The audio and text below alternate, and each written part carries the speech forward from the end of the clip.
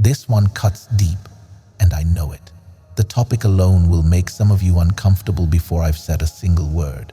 Religious conditioning, legal concerns, cultural stigma, all of it pressing down what I'm about to lay out. But here's what we know. We've spent years researching consciousness from every angle: mystical traditions, neuroscience, direct practice. And what I'm showing you today connects dots that most will never even see on the page. We're going deeper than we've gone before on this specific mechanism. Surface-level mysticism and New Age reassurance get left behind here. The precise technology that ancient cultures used to access divine states, why that knowledge got buried, what modern research now confirms, and how the experience itself proves something fundamental about what you are. Toward the end, I'll give you verification points you can assess without ingesting anything. Ways to recognize the truth of what I'm describing through the structure of consciousness itself. If you're religious, stay with me. Your faith deserves the mystical core that your tradition likely once held before institutions sanitized it. If you're skeptical, good. Skepticism means you're thinking. Belief has no place here, only framework you can test against evidence. If you've used these substances recreationally and found nothing but confusion, there's a reason. Set and setting determine whether the door opens or stays locked. So settle in. Turn off distractions. What follows will challenge assumptions you didn't know you were carrying. The taboo wisdom of meeting God through sacred plants draws from Amazonian shamanism, African Bwiti traditions, Mesoamerican Peyote ceremonies, and the latest neurological research published as recently as 2025. All of it points to the same recognition: consciousness is what you are, and certain plants can dissolve the filters hiding that fact. Let's begin. The word psychedelic comes from Greek, psyche meaning mind or soul, and delos meaning to reveal or manifest. The substances reveal mind rather than alter it. That distinction matters. Foreign elements get added to nothing. Instead, what's covering what's already true gets stripped away. Ancient shamanic cultures understood this with a clarity that most modern users completely miss. They called these plants Entheogens, from Entheos genesti, generating the divine within. Divinity gets imported from nowhere outside. The divinity hidden under layers of conditioning and the relentless noise of a mind convinced of its separation from everything else gets revealed. Here's where strangeness enters, verified across multiple indigenous traditions. The knowledge of how to prepare these substances defies casual discovery.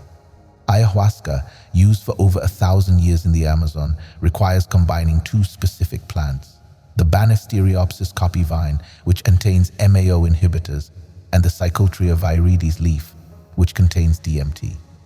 Without the MAO inhibitor, your stomach breaks down the DMT before it reaches your brain. Useless. The combination is everything. But the Amazon rainforest contains over 80,000 plant species.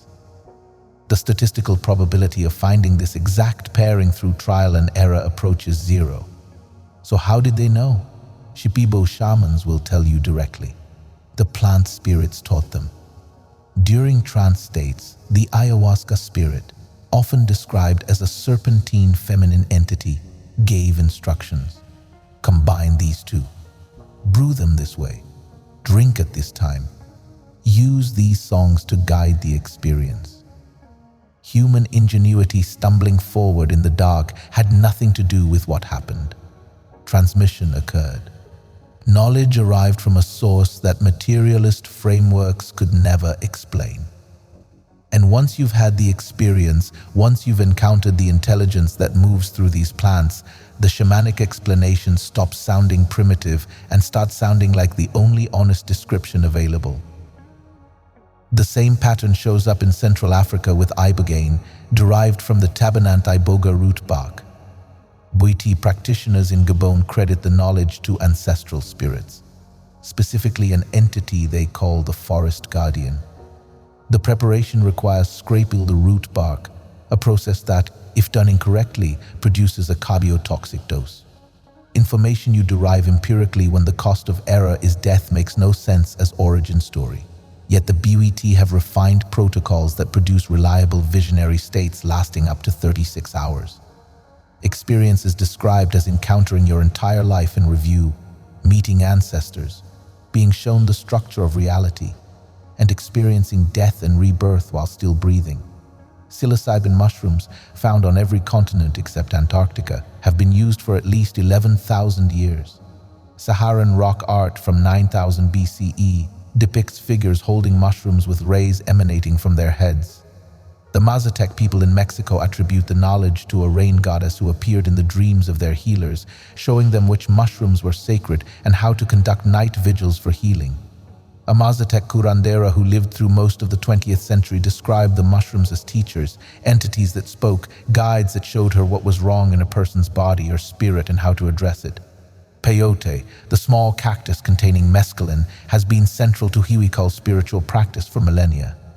They describe a peyote spirit called Hikuri who guides them on pilgrimage, showing them where to harvest the buttons, how to prepare them, what songs to sing. Direct experiences to the people who live this, repeatable across generations, producing consistent results, nothing metaphorical about any of it. If what I've laid out so far, this idea that plant knowledge came through mystical transmission rather than human trial and error, raises questions or matches something you've sensed, comment below. If you've encountered intelligence through these substances that felt utterly autonomous, share what that was like. And if the shamanic framework is starting to make more sense than the materialist dismissal, hit that like button. That marks you're willing to consider explanations that institutional science hasn't caught up to yet. Now, you can dismiss all of this as primitive superstition if you want. You can say they personified trial and error learning, created narratives to explain discoveries made through accident and observation. But then you have to explain how accidents led to such precise chemistry across cultures separated by oceans and thousands of years.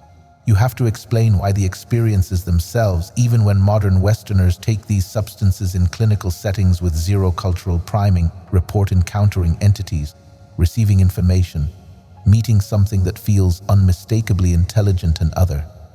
Or you can take the shamanic claim seriously. Spirits in the reductive sense make for one explanation, intelligence inherent in consciousness itself makes for another, manifesting through these specific molecular structures in ways that feel autonomous because your personal ego generates nothing here.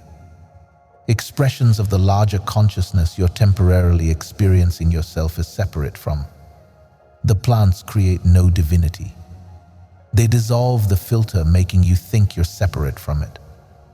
The mechanism operates at the level of your brain's serotonin system, and here shamanic vision and modern neuroscience converge without either one realizing they're describing the same event.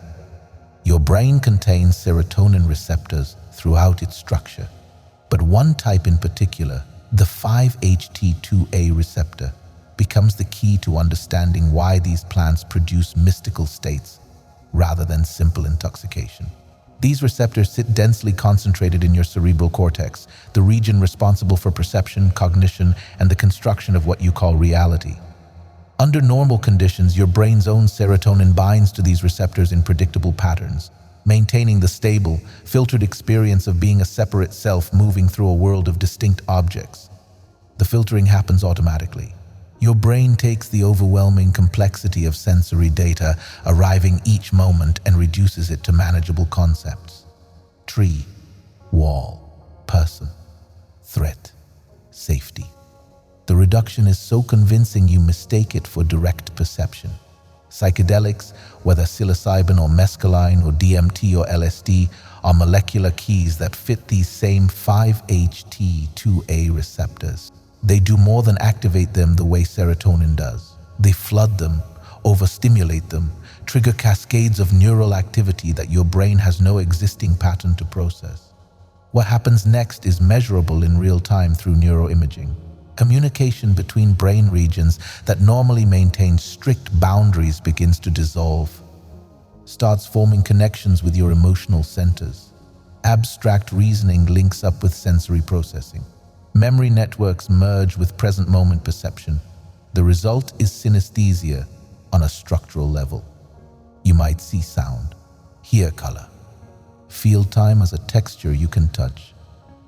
Hallucinations in the sense of perceiving things that have no basis in reality miss the point entirely.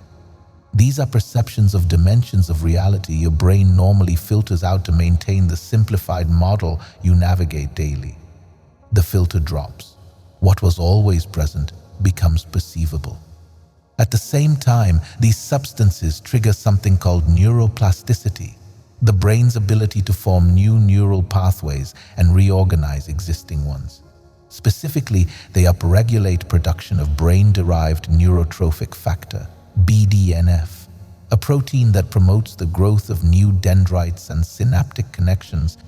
A single psychedelic experience produces lasting changes in personality, outlook, and behavior that persist months or years afterward for this reason alone.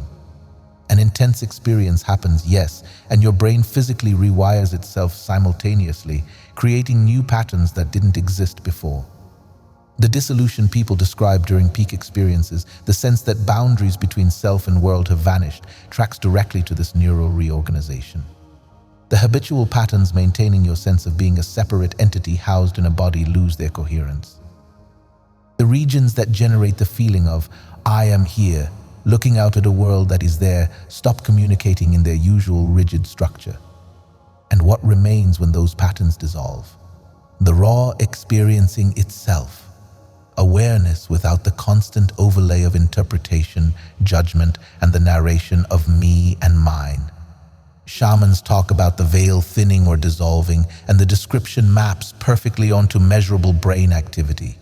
Metaphor plays no role here. Direct description of what it feels like when the brain's filtering mechanisms stop operating normally. What you perceive as ordinary reality is your brain's best guess, a simplified model built from limited sensory input and shaped by evolutionary pressures to keep you alive.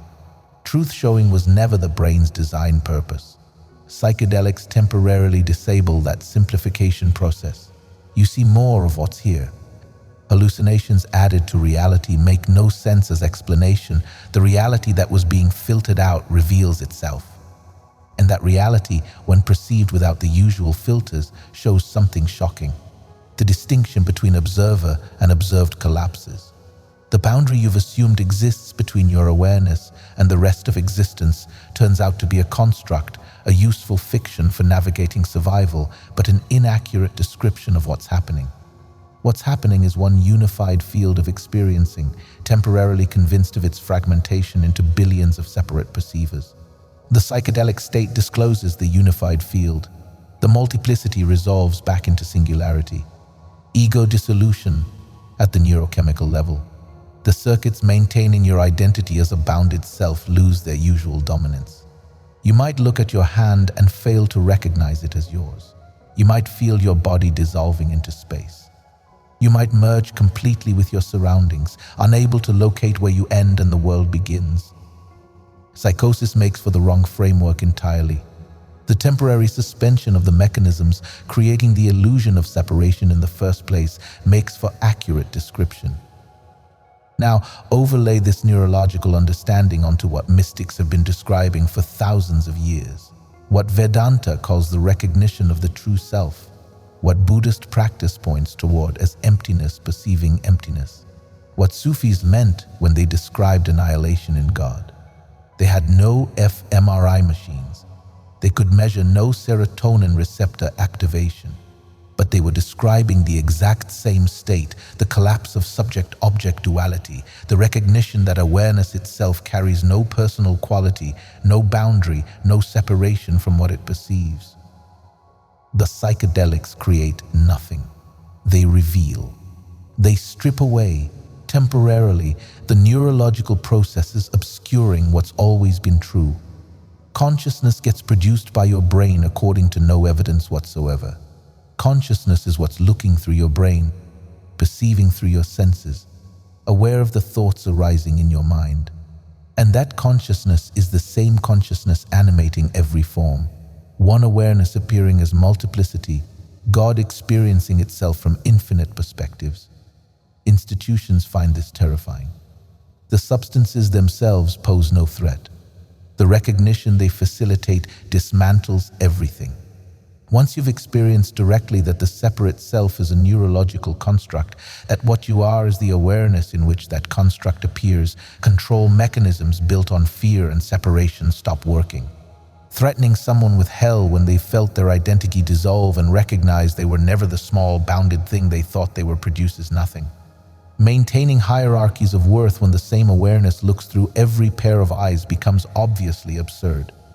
Selling salvation when someone has touched directly what every religion points toward and discovered it was never separate from them becomes impossible.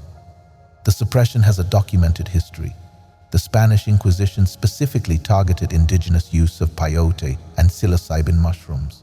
They called it devil worship, witchcraft, heresy.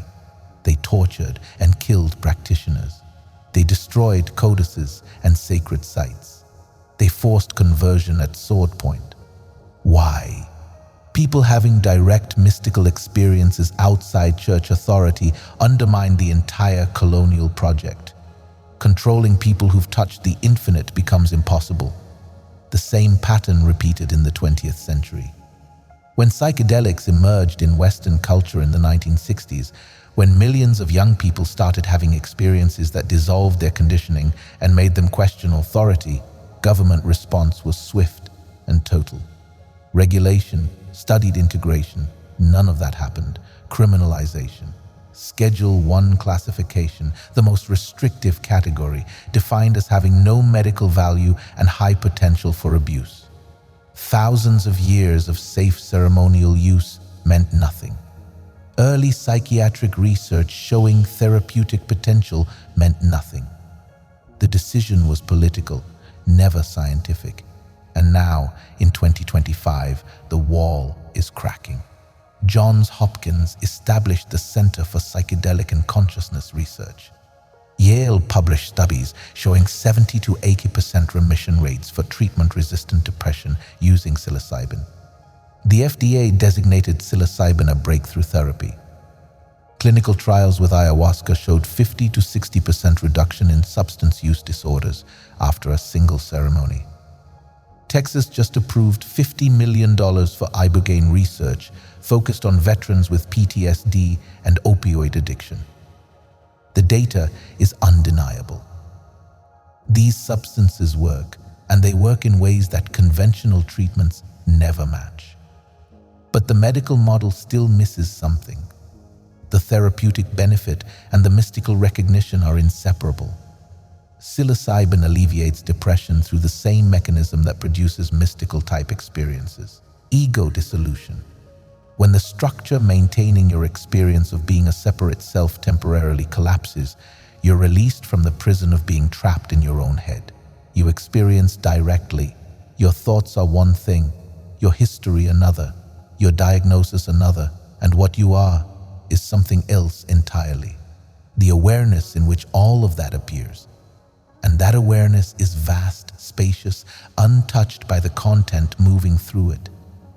Depression, in many cases, is the exhaustion of maintaining a self that feels fundamentally separate and inadequate. The constant comparison, the endless self-monitoring, the belief that you're broken and need fixing. Psychedelics fix nothing about the self.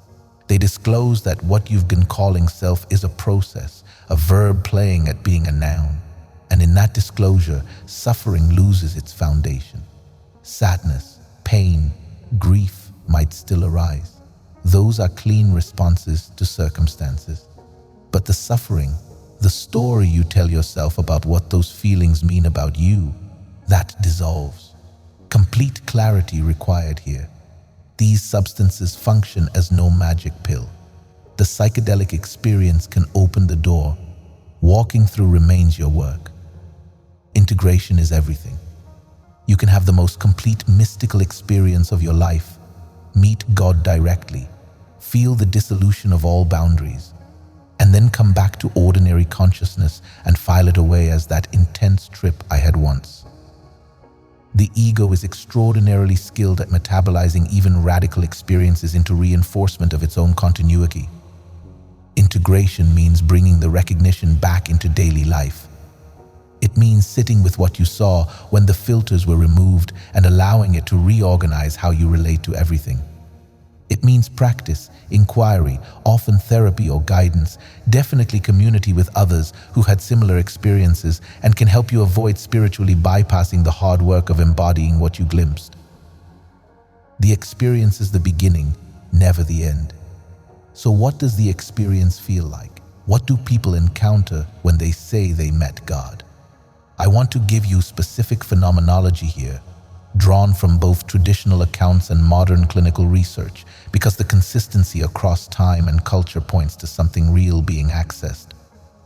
Ayahuasca experiences typically begin with purging, vomiting, sometimes diarrhea. In the shamanic framework, purging serves as the primary mechanism, the entire point. Physical toxins get purged, yes, and emotional blockages, energetic densities, patterns that no longer serve. The purge is uncomfortable, sometimes deeply so, but users consistently describe feeling lighter afterward, cleaner, like something that needed to leave finally left. After the purge, the visions begin. Geometric patterns, often in greens and golds, intricate beyond anything you could imagine sober. Random patterns make no sense here. Shipibo shamans say the patterns are the language of the plant, the fundamental code underlying reality. Many users report seeing the same patterns that show up in traditional Shipibo textiles, designs that supposedly encode the songs used to guide healing. Then the presence arrives. Users describe a feminine intelligence, ancient and vast, simultaneously loving and terrifying. She shows you your life through direct re-experiencing rather than memory. Every moment you caused harm gets felt from the perspective of those you hurt rather than your own perspective. Every moment of beauty you missed while lost in thought gets seen now with complete clarity. She judges nothing. She shows, and in the showing you judge yourself more harshly than any external God ever could, and then you forgive yourself more completely than you knew was possible. People report being shown the interconnection of all life through direct perception rather than concept. You see the web. You feel how your joy and suffering ripple out, affecting everything, because separate things make no sense, only one process appearing as multiplicity. Your own patterns get shown, the loops you've been running, the walls you've built, the lies you've told yourself. All of it exposed with such precision that denial becomes impossible. And through all of this, the consistent report, the presence you meet feels both utterly other and completely you. An external God looking down makes for wrong interpretation. Consciousness recognizing itself. You meeting you, but the you unlimited by your personality, your history, your fear. The you that's infinite, that's been watching this whole game of separation, waiting for the recognition. Ibogaine operates differently. The experience lasts much longer, 24 to 36 hours. Gurging happens less, intensive confrontation happens more.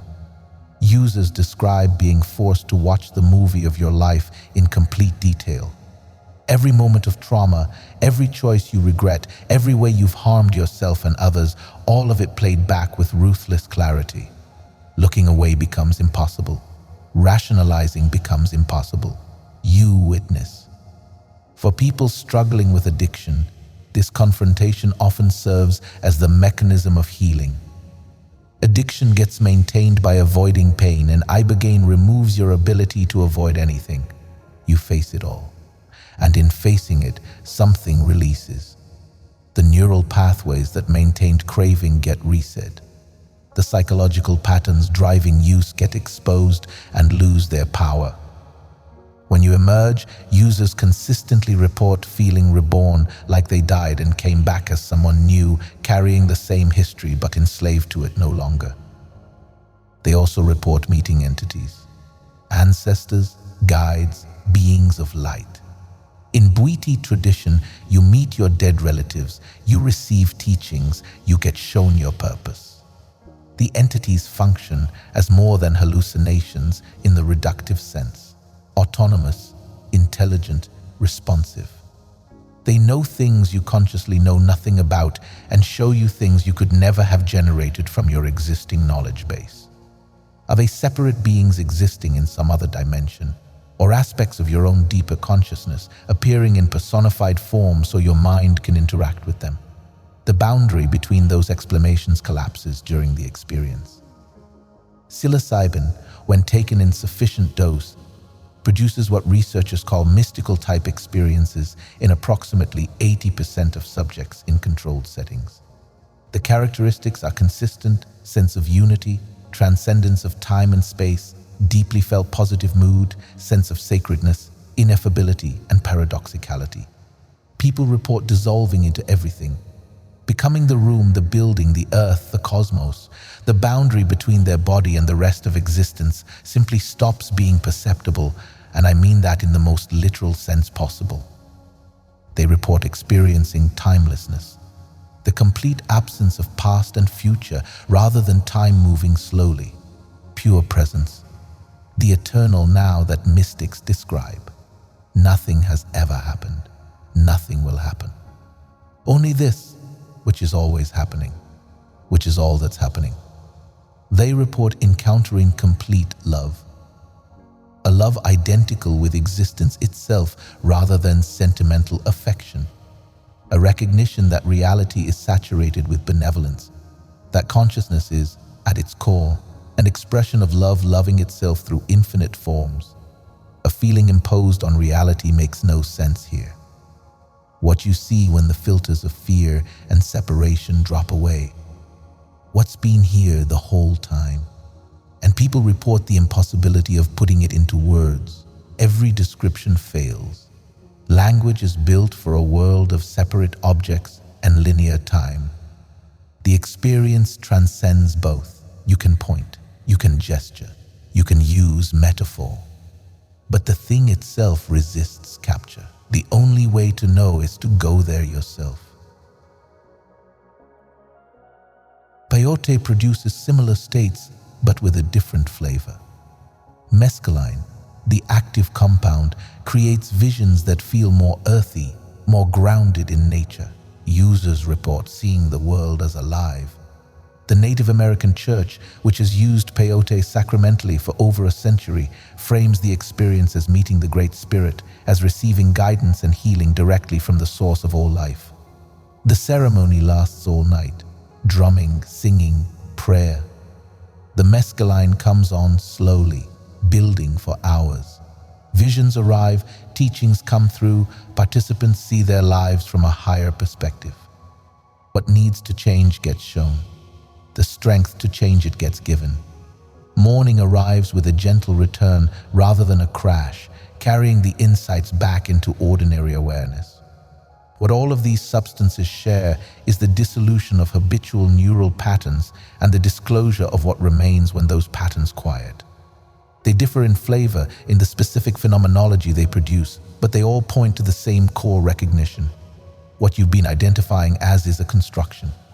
What's aware of that construction is what you are. And that awareness carries no personal quality, nothing local, nothing limited.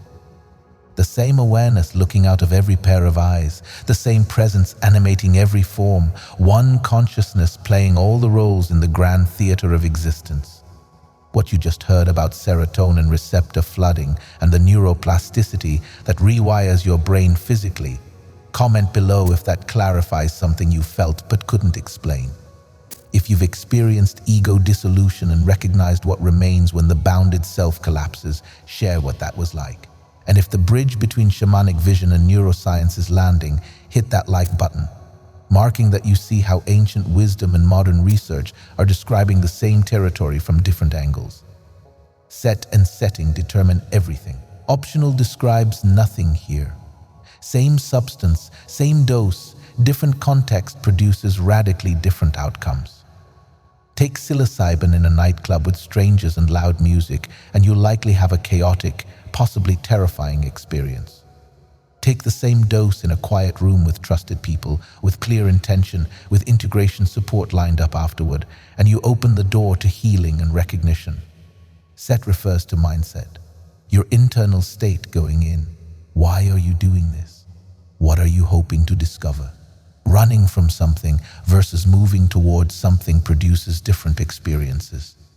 Treating it as recreation versus sacrament produces different experiences.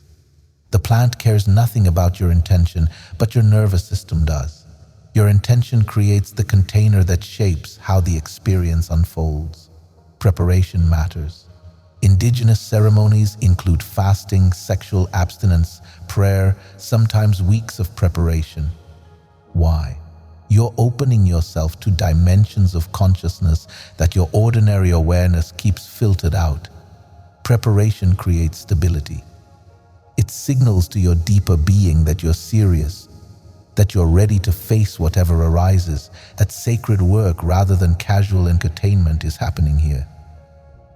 Setting refers to the external environment, physical safety, trusted guides, appropriate space. Darkness and silence for inward passages, nature for connection to the living world. No interruptions, no responsibilities that will pull you back prematurely. The traditional ayahuasca ceremonial space designed specifically for this work. The shaman sings Icaros, songs that guide the experience, that call in protection, that help navigate difficult passages. These details function rather than theatricalize. They create the conditions for transformation rather than intoxication. Integration is the other half. You can have the most complete experience of your life and then do nothing with it. People do this constantly. They meet God, they experience unity, they get shown their life purpose, and then they go back to the same job they hate, the same relationships that drain them, the same patterns that were making them miserable. Why? The experience alone creates no change. Recognition has to be lived, practiced, embodied. That takes time and often support. Integration looks like sitting with what you saw, journaling, talking with a therapist or guide who understands this territory. Meditation practice to keep reconnecting with the awareness you touched during the session. Lifestyle changes based on what you were shown. Ceremony disclosed the pattern. Now comes the work of dissolving it through conscious choice. Some people need one experience. They see what they need to see, they integrate it, and their life reorganizes around that recognition. Others need multiple experiences over time, each one peeling back another layer, revealing another depth. No formula exists. The substances are individual in their effects. What works for one nervous system might do nothing for another. What one person needs differs from what the next person needs, and real risks exist. Say this clearly. Psychedelics are safe for some people and dangerous for others. If you have a personal or family history of schizophrenia or psychosis, the risk of triggering a break is significant. These substances can bring latent conditions to the surface. They can also create lasting perceptual distortions in some users, a condition called hallucinogen persisting perception disorder. Rare, but real. Ayahuasca contains MAO inhibitors, which means combining it with certain medications, particularly SSRI, can cause serotonin syndrome, a potentially fatal condition. You need to know what you're ingesting, what it interacts with, what your body can handle. Ibogaine has cardiac risks. It can cause arrhythmias. People have died from unmonitored ibogaine use, usually from underlying heart conditions they didn't know about. Clinical settings require EKG screening for a reason. Even psilocybin, which is physiologically very safe, low toxicity, almost impossible to overdose on, can produce psychological crisis. Overwhelming fear, paranoia, the sense of dying or going insane. Most of the time, this passes. With proper support, it can even become the most healing part of the experience. But without support, without preparation, trauma can result. Indigenous use happens in ceremonial context with experienced guides for this reason. The shaman knows the territory. The shaman has been there. The shaman can recognize when someone is stuck in a fear loop and help them move through it. The shaman can distinguish between a necessary confrontation with shadow material and a genuine crisis requiring intervention. Going alone, especially the first time, especially with high doses, is reckless, and legality matters. In most places, these substances remain illegal. Possession can mean jail time, a criminal record, all the consequences of prohibition. Some jurisdictions have decriminalized personal use. Some countries allow ceremonial use in specific contexts. Oregon and Colorado have begun regulated psilocybin therapy programs, but most of the world still criminalizes this. Breaking the law carries consequences. Of course, get used to traveling to different countries if you're interested in the more intense psychedelic experiences I've mentioned. Information gets laid out here. What you do with it is your responsibility. The problem of where to source these substances safely also exists. Street drugs can be adulterated. You think you're taking psilocybin, but a research chemical with unpredictable effects is what you get. You think you're drinking ayahuasca, but the brew was prepared incorrectly and the dose is wildly off. Testing kits exist. Harm reduction organizations provide resources. But the safest route, if this work calls to you, is finding a legal context, a retreat center operating in a jurisdiction where permission exists, a clinical trial if you qualify, a traditional ceremony if you can travel to where legality allows. The spiritual bypassing that happens around this work needs addressing now. Psychedelics can give you a glimpse of non-dual awareness, of the dissolution of self, of infinite love. And then you come back, and your ego takes that experience and uses it to inflate itself. I've seen the truth. I'm more awake than people who haven't done this. I don't need to work on my trauma or my relationships because I know all of this is illusion anyway. Delusion. Seeing through the separate self means the personality structure disappears according to no one with actual realization. What it means is you recognize your non-identity to it, but the patterns, the wounds, the conditioning, all of that remains and has to be worked with. The psychedelic experience can show you the target, but practice is how you embody it. Meditation, therapy, shadow work, ethical living become more important after awakening. Now you have something real to integrate instead of concepts alone.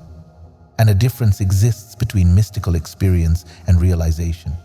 You can have the most complete mystical experience, ego death, unity consciousness, meeting God, and still come back to identifying completely with your separate self 5 minutes later. Realization is stabilization. When the recognition becomes your baseline rather than a memory of something that happened once. Psychedelics can catalyze realization, but they guarantee nothing. That requires sustained practice, often guidance, definitely honesty about where you are versus where you think you should be. A cultural appropriation issue needs naming too. These substances come from specific indigenous traditions. Those traditions have been persecuted, their people marginalized, their knowledge stolen. White Westerners flying to Peru for ayahuasca tourism, treating it as exotic entertainment, extractive behavior, pure and simple. The least you can do is understand the context, respect the culture, support the communities who've preserved this knowledge, usually through compensation to authentic practitioners, rather than Western facilitators charging $5,000 for a weekend retreat. Better yet, if these traditions call to you, spend time learning about them beyond the substances. Study the cosmology, the ethics, the way of life that these practices emerge from. Recognize that taking ayahuasca once makes you a shaman in exactly the same way that eating sushi once makes you Japanese. The substances are part of a complete system. Extracting them from that system and expecting the same results is naive at best. Some Westerners do this work with deep respect, spending years in apprenticeship, learning languages, being adopted into lineages through proper process. Different situation entirely. But weekend warriors collecting mystical experiences like merit badges create problems. and they dilute the power of the work for everyone. What happens after the experience is where most people stumble. You've had the session, you've met God, you've seen that separation is illusion, you've felt infinite love, and then you come back to your ordinary life, your job, your relationships, your responsibilities, and it all feels flat, meaningless, like you've been kicked out of heaven and forced back into a gray world that suddenly seems unbearably small. Common pattern. The afterglow lasts a few days, maybe a week. Colors seem brighter, connections feel easier, you're kind and patient in ways you haven't been in years.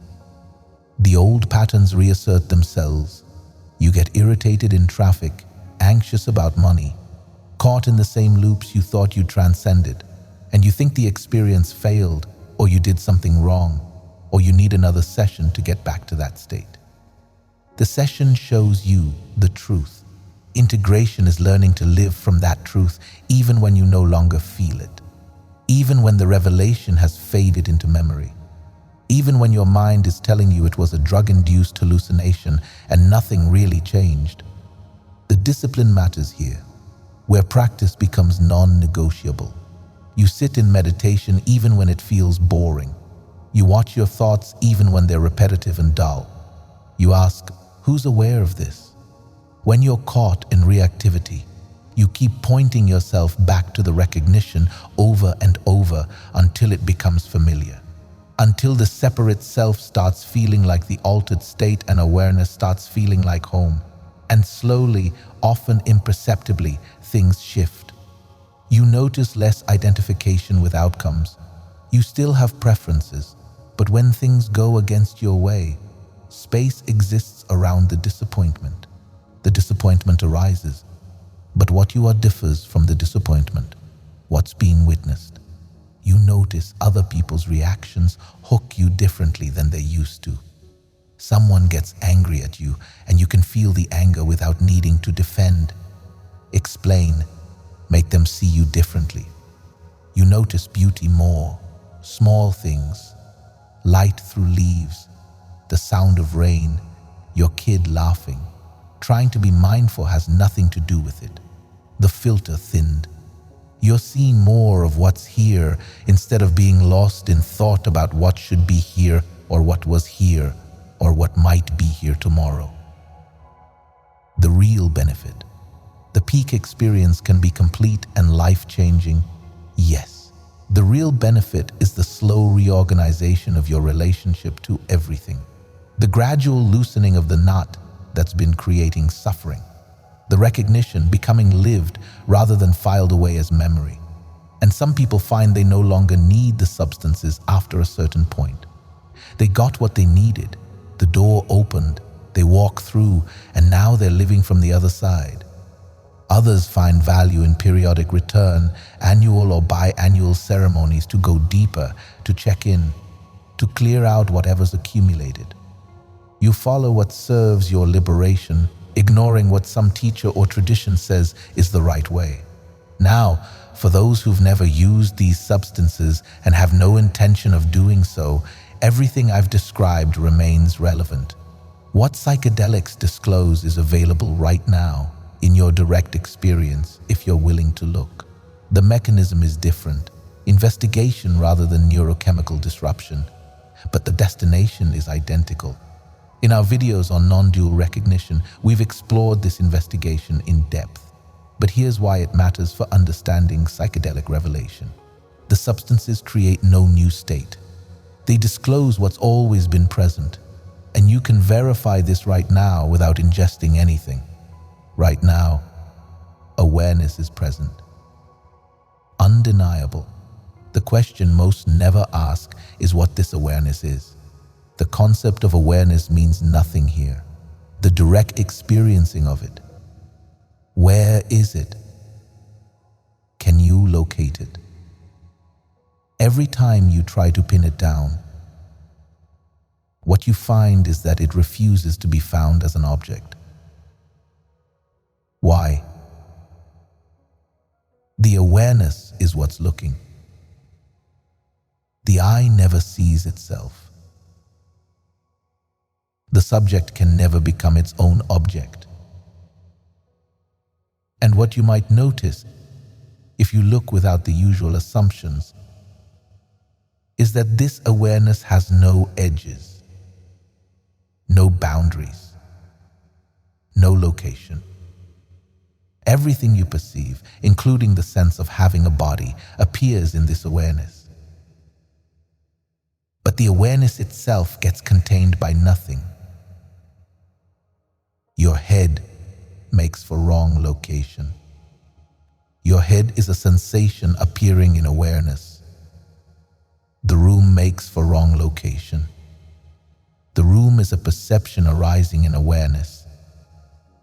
What the psychedelic experience can make undeniable. The collapse of the boundary between awareness and what's being aware of. The recognition that only experiencing exists, and the division into experiencer and experienced is a mental overlay rather than the actual structure of what's happening. The substances force this recognition by disrupting the neural patterns that maintain the illusion of separation. But the illusion can be seen through without disruption. It requires looking honestly, directly, without relying on inherited assumptions about what you are. And when you look, what becomes clear is that awareness itself carries no personal quality. It belongs to you according to no evidence. You possess it as a quality according to no evidence. The awareness is what you are, and the same awareness animates every form. One consciousness, infinite perspectives. God looking through every pair of eyes, experiencing itself as multiplicity while never fragmenting. The recognition that terrifies institutions, the substances pose no threat. Once you've seen through the illusion of separation, control mechanisms built on fear and separation stop working. Threatening someone with hell when they've recognized what they are as deathless awareness produces nothing. Maintaining hierarchies of worth when the same consciousness looks through the eyes of the homeless person and the billionaire becomes obviously absurd. Selling salvation when someone has touched directly what every religion points toward and discovered it was never separate from them becomes impossible. The suppression of psychedelics and the suppression of direct mystical inquiry are the same suppression. Both lead to the same destination. The recognition that you are what you've been seeking. That separation was always an appearance, never the truth. That consciousness is primary rather than a byproduct of matter. That what's looking through your eyes right now is the divine itself, temporarily convinced of its limitation as a being. So where does this leave you? Maybe curious, maybe skeptical. Maybe you've had these experiences and you're finding language for what happened. Maybe you're called to explore this path and you're gathering information about how to do it safely. Maybe you're recognizing that what I'm describing is your own nature and you need no substance to prove it. Whatever your position, sit with this. The taboo exists for a reason. These substances threaten power structures built on separation. They disclose what priests and politicians and corporations want you never to know, that you're already free, already whole, already divine. They lose control of you when you've seen through the game. But the taboo also exists for another reason. Powerful medicine. Taken lightly by no one who understands. Used casually by no one who respects. Sacred plants used sacredly in proper context with proper preparation and integration. Or direct investigation of consciousness through meditation and inquiry. Either path can lead to the same recognition. The separateness you feel, the sense of being isolated in a bag of skin, cut off from everything else. Truth according to no evidence. Conditioning. The story the brain tells to navigate survival. What you are has no boundaries. What you are is the space in which all experience arises. What you are is consciousness itself, wearing the costume of a person, playing the game of forgetting so it can experience the ecstasy of recognizing itself again. And whether that recognition comes through ayahuasca ceremony or psilocybin session or ibogaine initiation or peyote prayer or silent meditation or sudden grace, the recognition is the same. Separate according to no reality, never been separate, could never be separate. The entire appearance of division is consciousness pretending, playing, exploring what experiencing the impossible feels like. That the infinite could be finite, that the eternal could be mortal, that the one could be many. The game is ending, or rather, the forgetting is shifting into recognition. And these plants, these sacred teachers that indigenous cultures have preserved through centuries of persecution, they function as one of the fastest routes back to recognizing. The only route according to no one, necessarily the best route for everyone according to no one, but remarkably efficient, which is precisely why suppression has been so vicious. If this resonates, if something in you knows truth here, even if your mind has questions, share this video. Spreading information matters. Yes. More than that, mark for yourself that you're ready. Ready to investigate. Ready to see. Ready to stop believing and start knowing directly. That readiness is everything. That willingness to look honestly at your experience rather than what you've been taught experience should be is the crack through which light enters. And if you're ready according to nothing right now, fine. The recognition will wait. Waiting since before time began and waiting until you're ready to turn and see. No rush, no judgment. The invitation to come home stands eternal and refusing it forever remains impossible. Even the refusal is part of the game consciousness is playing with itself. Subscribe to this channel if you want to continue exploring these territories, stopping according to our plans for nothing. Every video goes deeper into the recognition that consciousness is all there is, that what you are is that consciousness, and that seeing this clearly changes everything. Comment below with your questions, your insights, your experiences. A conversation rather than a monologue. Recognizing together what's been true all along, supporting each other in the integration of what can feel isolating when everyone around you remains asleep in the dream of separation.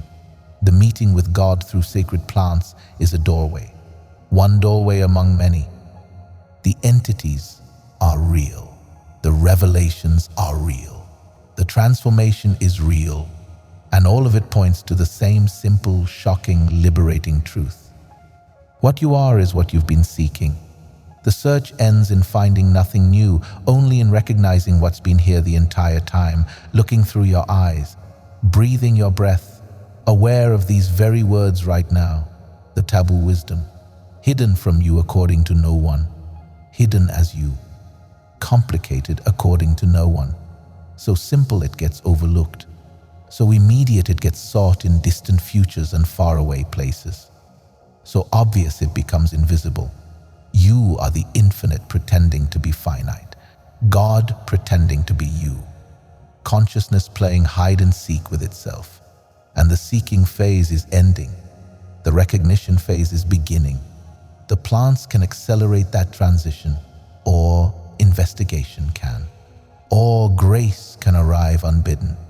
The method matters to no one ultimately. The recognition is all that matters. And already here, waiting for you to stop looking elsewhere and notice what's been looking this whole time.